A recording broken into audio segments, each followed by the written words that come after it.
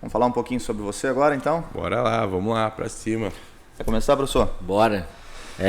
Cara, eu conheço bastante da tua trajetória, já batesse muito aluno meu também ao longo do nosso campeonato aí, aqui no estado. A gente cresce junto, né? E isso que tu falou agora eu acho muito legal, que tu sempre fala disso, da importância de tu treinar aqui no estado, com os teus alunos, com os teus professores. E ontem a gente até comentou disso, né, que muita gente vai buscar lá fora o que às vezes tem aqui, né, de estrutura, só não dá o mesmo valor, né? Gostaria que tu falasse um pouco da importância da tua trajetória e de como é treinar aqui, da estrutura que tu tem no estado. Uhum. Cara, então, eu sempre morei aqui eu nasci no Rio Grande do Sul, mas eu tinha 9 anos e eu vim morar em Santa Catarina. E eu comecei a treinar jiu-jitsu por causa do meu tio, Alexandre Cecconi, né?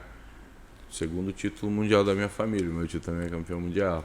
Massa. Então eu comecei a treinar jiu-jitsu através dele e desde então o jiu-jitsu pra mim ele sempre foi uma diversão, sabe? Eu nunca tive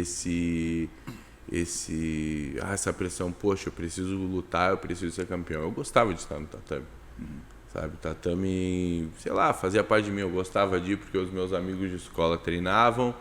Pra você ter uma ideia, a gente ia pro treino às 4h30 da tarde, treinava às 4h30, e aí, poxa, aquela época cada um ali levava o seu dinheirinho do lanche ali, a gente juntava tudo, ia na padaria, depois do treino, comprava todo mundo o lanche ali e ficava pro treino dos adultos às 7. Com certeza a gente só incomodava naquele treino, né? Mas a gente ficava. E, pô, cara, era muito legal, eu gostava muito de estar no tatame. E que idade você tinha quando começou a treinar jiu-jitsu? 9 anos, tinha 9 para 10 anos. Mas antes de você se apaixonar pelo jiu-jitsu, você quase seguiu a carreira de futebol, é isso ou não? Então, é que toda criança ali enfim, todo mundo quer ser jogador de futebol, né? E eu, sobretudo, tenho um tio que ele foi né? profissional. Ele foi campeão com o Criciúma em 2002. Até foi por isso que a gente veio morar em Criciúma, porque o meu tio era atleta do clube. Mas o amor pelo jiu-jitsu falou mais alto. Falou, que eu também era muito perna de pau, né, velho? Pô, não posso dizer, eu queria. Pô, eu queria, mas não tinha jeito. E aí eu comecei a treinar jiu-jitsu, né? Mas eu gosto muito de futebol também, né? Até sou sócio do Criciúma.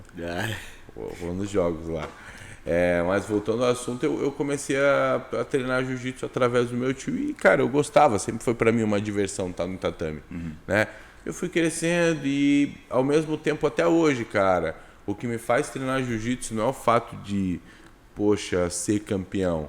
É que aquela mesma sensação que eu tinha de estar no tatame quando eu era criança, eu tenho hoje, sabe? Aquela resenha, aquela coisa de sentar depois do treino e conversar e dar risada, e, pô, brincar, às vezes ter um conselho com algum amigo teu, você sabe do que eu tô falando, sabe? Às vezes você teve um dia ruim, você tá no tatame, poxa, o teu problema fica lá, não vai contigo pra tua casa, entendeu? O jiu-jitsu tem isso. Eu costumo falar que, meu irmão, o dia que eu perder isso, eu paro de treinar, sabe? Eu paro de lutar. Então, pra mim, sempre foi divertido, assim, tá ali. E, sobretudo, cara, porque eu sempre tive isso aqui, sabe? Eu não sinto essa mesma coisa quando eu tô lá fora, entende? Então, as minhas raízes, elas estão muito aqui. E acredito que para você se dar bem em um determinado local, você precisa ser feliz aonde você tá. Eu ouvi de muitas pessoas, por exemplo, que eu não seria campeão porque eu sou de uma equipe pequena, ou porque eu tô no Brasil, ou de pessoas que queriam... Eu já recebi convite de várias academias para eu estar, sabe? De várias grandes equipes, principalmente depois que eu comecei a me destacar. E de alguns eu ouvi que eu não seria campeão porque eu sou de uma equipe pequena. A gente estava falando ontem, poderia ser ainda mais forte o esporte aqui na região, né? A gente tem muito disso, de às vezes valorizar muito o que está lá fora, ou o gramado do vizinho sempre é mais verde. E a gente tem tanta qualidade aqui em estrutura, em atletas, e às vezes não dá atenção para o pessoal daqui. Eu vou citar 5 nomes. Alexandre Cecconi, Alexandre Souza, Charles Cachoeira, o Tainan e o Braguinha. São todos caras aqui do estado. Tudo Santa Catarina. Tô falando só de 5, com certeza tem muito mais. Você tem o próprio João Zeferino, que lutou no UFC. Um cara muito legal também. Antes eu ir pra DCC, eu fui pra Floripa, treinei ele no Alexandre Souza.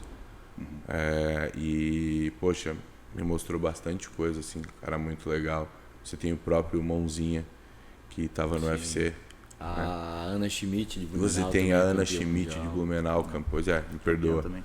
A Ana Schmidt treinando em Blumenau foi campeã mundial de jiu-jitsu, entende? Você tem muito nome forte aqui no estado. E eu tô esquecendo muito, e me perdoem os que eu esqueci, ou que eu não falei aqui, mas meu irmão, a gente tem um jiu-jitsu muito forte aqui. Só que a gente precisa valorizar isso. E muitas vezes, vou falar pra você, cara, o pessoal de fora olha pra cá e quer estar aqui, cara. Poxa, eu tava lá em Houston, no Texas, no Houston Open, e o pessoal tava me perguntando a respeito do Jask. Sério?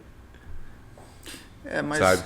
E às vezes você tem bastante gente e o pessoal daqui olha para várias academias que tem em outros lugares no Brasil e não, porque você tem que estar lá para cara.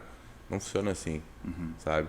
Tipo, eu tenho vários amigos que do Rio Grande do Sul foram para alguns projetos, por exemplo, para algumas academias através de projetos.